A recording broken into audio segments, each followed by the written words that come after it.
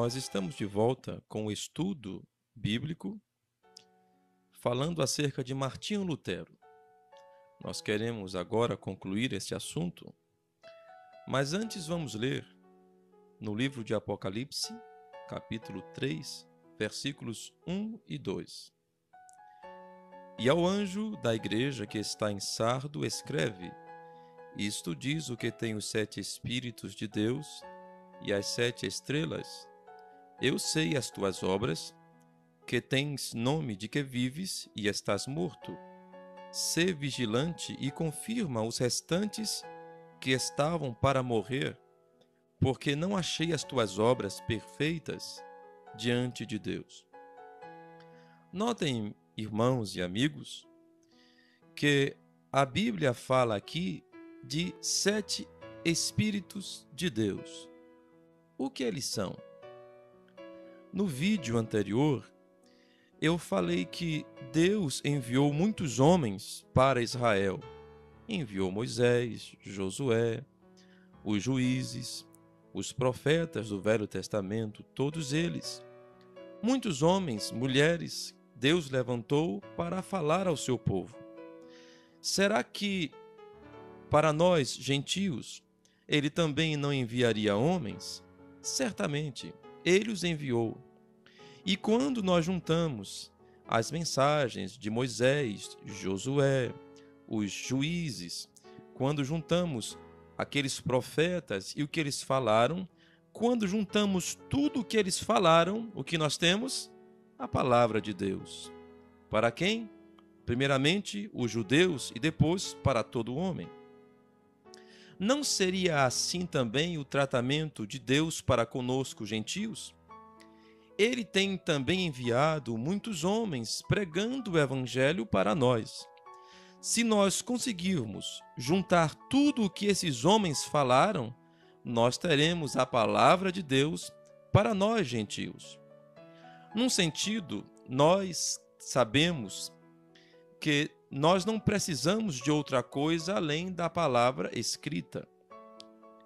Agora, o que acontece é que a palavra escrita não é entendida até que seja manifestada, vivificada. E a seu tempo, Deus levanta homens para viver, para tornarem visível aquela escritura para seu tempo. E a escritura que lemos falava de, ou referia-se a um anjo. Um anjo na Bíblia é um mensageiro. A Bíblia fala aqui no capítulo 3 de Apocalipse: e ao anjo da igreja que está em Sardo, porque haveria um anjo em Sardo, haveria um mensageiro em Sardo, haveria um ministério ali. Também, se você notar, haviam 7 igrejas na Ásia Menor, às quais Deus, Jesus Cristo, direcionou 7 cartas. As igrejas eram estas: a igreja que estava em Éfeso, Pérgamo, Tiatira, Sardo ou Sardes, Filadélfia e Laodiceia. E o Senhor Jesus endereçou aos pastores, aos anjos dessas 7 igrejas, 7 cartas. O caso é que estas 7 igrejas tinham características que representavam os períodos pelos quais a igreja gentia passaria. Deus assim estava anunciando a todos nós o que aconteceria nos séculos futuros. Porque não existe nada de novo debaixo do sol. Deus sabe de tudo. Ele previu, ele conhece tudo. Ele sabia o que ia acontecer. E para isto, ele reservou homens e mulheres para crerem e viverem a sua palavra em cada tempo, em cada era da igreja. E nós, irmãos e amigos, estamos ainda no tempo. E Deus tem um povo hoje e aqui para crer em sua palavra, e Deus tem a sua palavra hoje para ser crida. Que Deus nos abençoe a todos para compreendermos qual seja a sua vontade hoje. Notem que a palavra Sardes significa aqueles que escaparam. Não existe palavra na Bíblia sem significado. Por que Deus usaria uma cidade com o nome Sardes para representar um momento histórico? O que isso falaria para nós? Bem, primeiramente, talvez você não creia que a igreja de Sardes represente um período histórico, mas apenas me escute um pouco. Aqueles que escaparam. Escaparam do quê? Sardes? Aqueles que escaparam. Se você notar, as 7 igrejas da Ásia Menor, Éfeso, Esmirna, Pérgamo, Tiatira, Sardes, Filadélfia e Laodiceia, notem os significados dos nomes dessas cidades. Éfeso significa almejada e relaxada. Quer dizer, ela é o alvo, mas também há alguma coisa de relaxamento. Esmirna significa amarga. Pérgamo significa completamente casada. Tiatira significa império feminino. Sardes significa aqueles que escaparam. Filadélfia significa portas abertas. E Laodiceia, império, direito dos povos. Note, irmão, amigo, o que está acontecendo? A igreja começaria correta. A igreja primitiva, a igreja efesiana, ela começaria perfeita, como começou, mas logo ela relaxaria, deixaria seu primeiro amor. Foi o que aconteceu. Foi o que se cumpriu na igreja de Éfeso. Foi o que aconteceu na era da igreja, na história. A próxima coisa é que de Éfeso, o Efesiana, se tornou Esmirna, que é amarga. Ora, deixou o seu primeiro amor? O que aconteceria? Ela amargaria. Ela sofreria. Com este sofrimento, o que aconteceria? Pérgamo. Pérgamo quer dizer completamente casada. A igreja, então, se casa. Se casa com quem? Com o quê? Não é interessante que houve um ajuntamento entre a Roma imperial com o cristianismo? Não é interessante que bispos cristãos, pastores cristãos, começaram a se envolver na política em certo momento da história? Não é para você desconfiar que Pérgamo está relatando o momento em que a igreja se casaria com o Estado? Certamente. Talvez você nunca tenha ouvido isto. Eu também não ouvia isto. Em toda a minha vida cristã, eu não consegui entender o que aconteceu desde Jesus Cristo até nós hoje. Eu não entendia esses 2000 anos de história, como é que a igreja começou tão correta com Jesus Cristo e os discípulos e apóstolos, e chegou a ser o que somos hoje, divididos e denominacionais. Eu não entendia.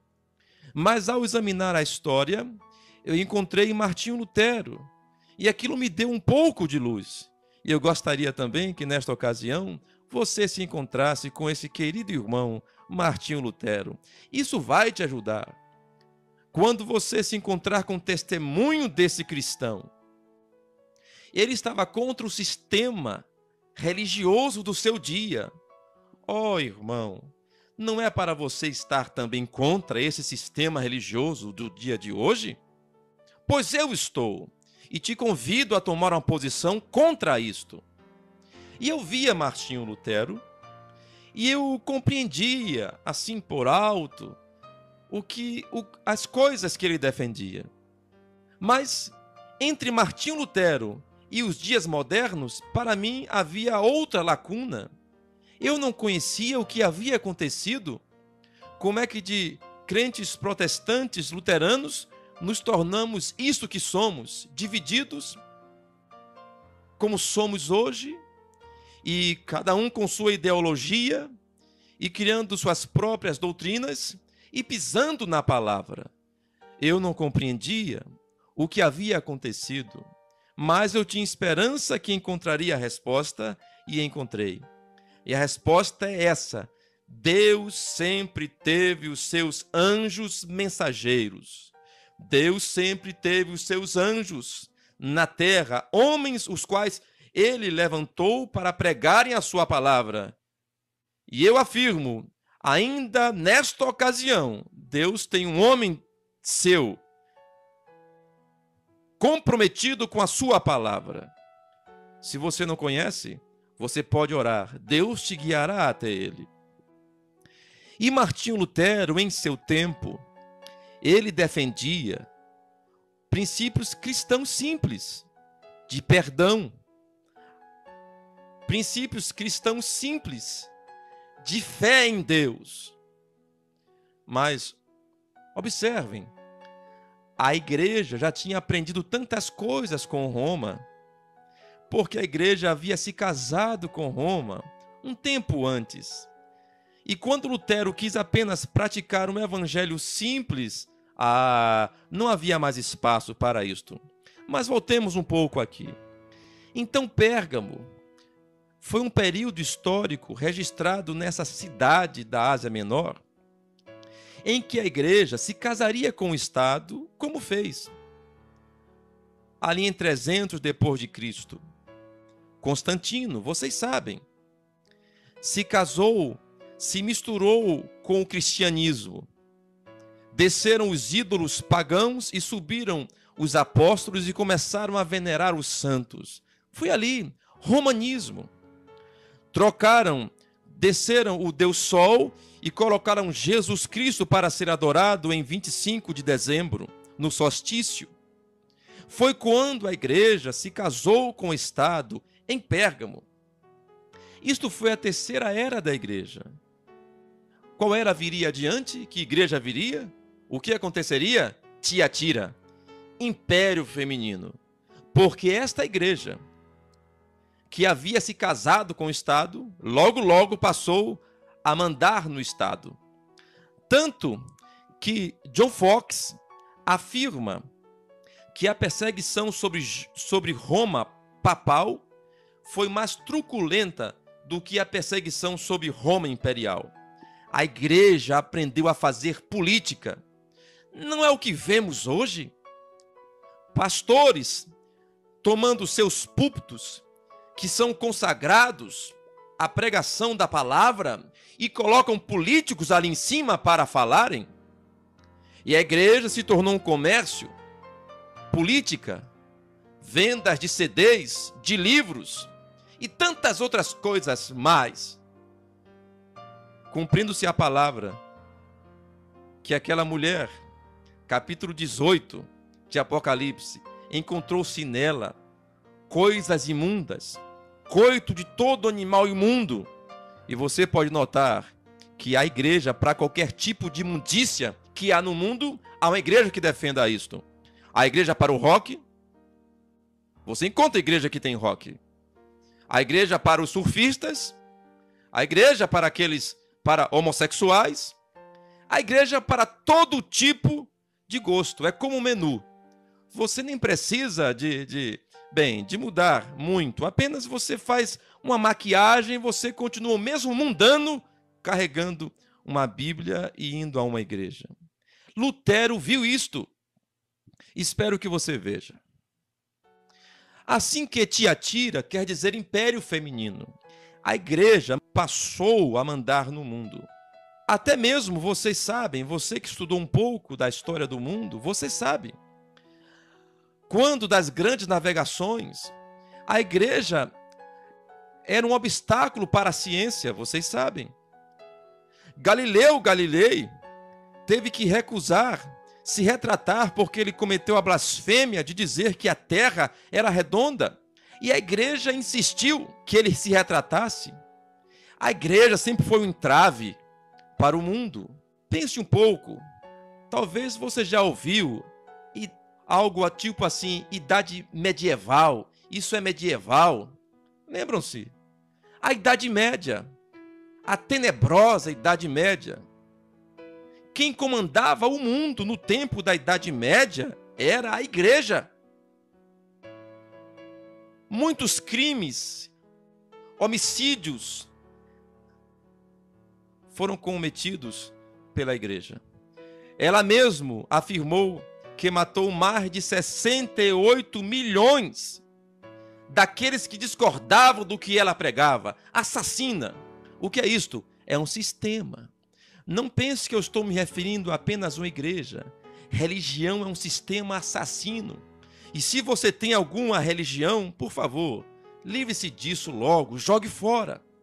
Porque Apocalipse relata, 18, que havia uma meretriz ali, mãe de prostituições. Ora, você sabe, se a mãe era uma meretriz, o que são suas filhas? Meretrizes.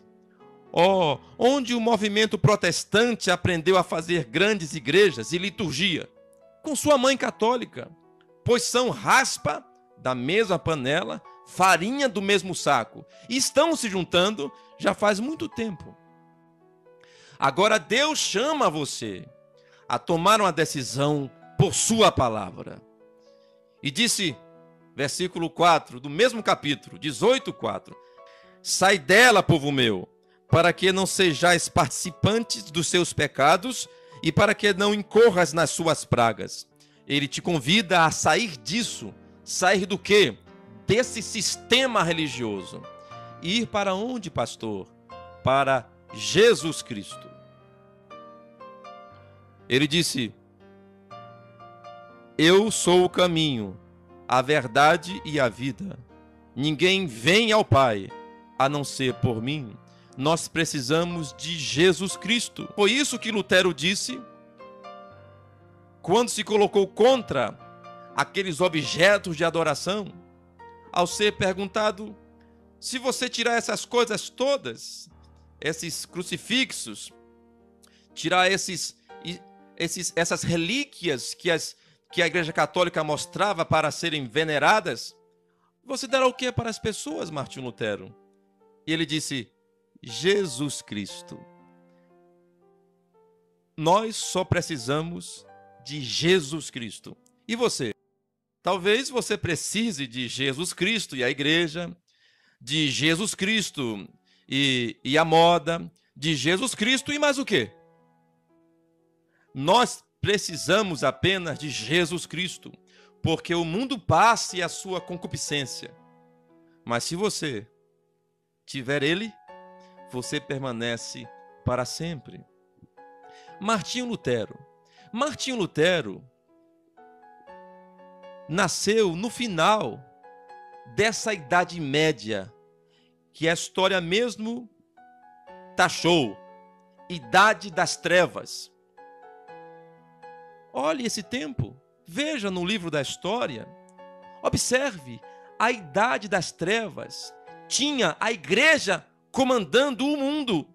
Ora, e se nosso presidente fosse um cristão, o que se faria? Oh, meu irmão, minha irmã, meu amigo, cristãos já mandaram no mundo. E o que fizeram? Transformaram o mundo num lugar de trevas. Oh, nós cremos que o reino é do Senhor Jesus Cristo, mas sem nenhum casamento com o mundo, porque esse foi o problema. A igreja alcançou a parte máxima do mundo em seu comando, todavia através de política. Observe, levaram o mundo, arrastaram o mundo para uma tenebrosa idade das trevas.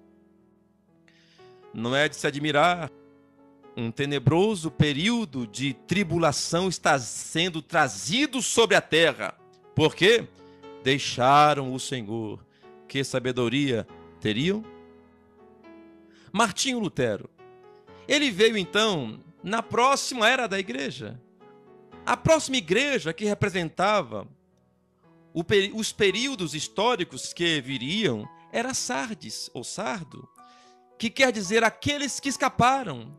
E não é interessante que Lutero escapou disto? Escapou do sistema religioso? Escapou daquelas liturgias católicas? Não é interessante que ele escapou para ser governado por sua própria consciência? Você também pode escapar para não ser mais guiado por uma doutrina humana. Você pode escapar para ser guiado por Jesus Cristo. Esta é a mensagem de Martinho Lutero. Isso abriu uma porta para que os crentes pudessem ter a palavra.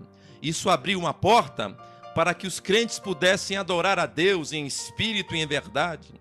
Isso abriu uma porta para que você pudesse considerar e não receber uma doutrina enlatada, vinda de outro tempo e passada de mão em mão e chegando até você.